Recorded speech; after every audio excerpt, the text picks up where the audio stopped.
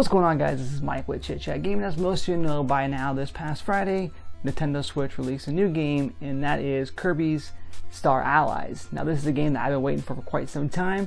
I did indeed install it from the European Nintendo eShop when it was available. Now, of course, it's available on the North American eShop, so you can check it out too if you have not had a chance to play it.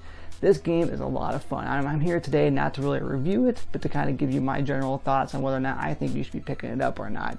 I've been playing this game quite some time here over the weekend. Put a lot of hours into it. Well, for the most part, a lot of hours. I have not gotten it beat yet. I'll probably have that done here soon. But this game is indeed a lot of fun. If you're looking for like a classic traditional style Kirby game, like the Dreamland and such on the SNES and everything, it's definitely not something that's going to be for you, because this is going to be more geared towards if you like the game, which is one of my favorite Wii games, was Kirby's Epic Yarn, or the Rainbow Curse on 3DS, where you use a stylus and such too.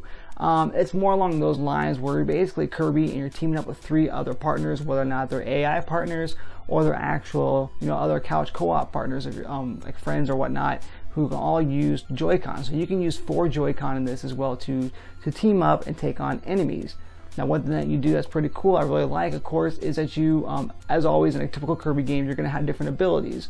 Well, one thing you can do is, as you're on your way, you can actually throw your friend ability heart at your enemies, and you actually take, basically make them your partner. But another thing you can do too is, as always, you can swallow them up and take their ability. Now, there's over 20 characters in this game, tons of different abilities as well too.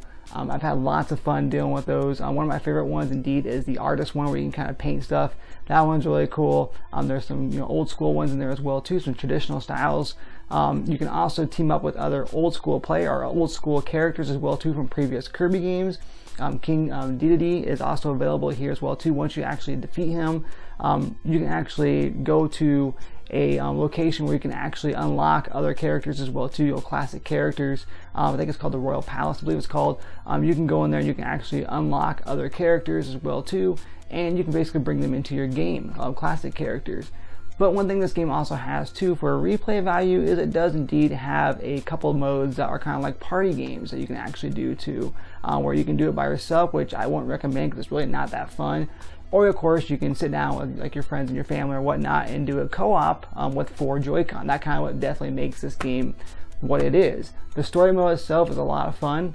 The AI is surprisingly very, very smart. It's not like Wildlands. It's not like the Division or Payday or whatnot, where the AI is completely stupid.